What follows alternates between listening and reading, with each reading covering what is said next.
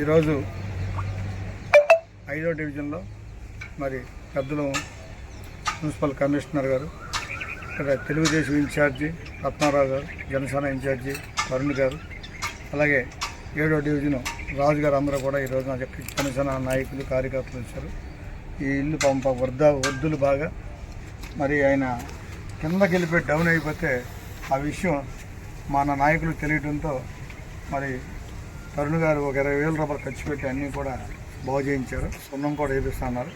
అది తెలిసినప్పుడు మేము కూడా ఊరికే మొత్తామని ఎస్ఆర్లు నేను ఎస్ఆర్లు ఇస్తానని చెప్పాను.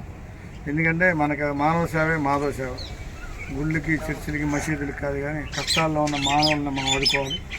ఎందుకంటే చంద్రబాబు నాయుడు గారు అలాగే పవన్ కళ్యాణ్ గారు ఆశయం అదే, పేదవాళ్ళని ఆదుకోండి, చేతన బట్టి మేలు చేయండి. ఎప్పుడు ప్రభుత్వం ఇస్తుంది, ప్రభుత్వమే కాదు మనకున్న దానిలో కూడా పేద ప్రజలకు సాయం చేయడం అనేది మన ధర్మం.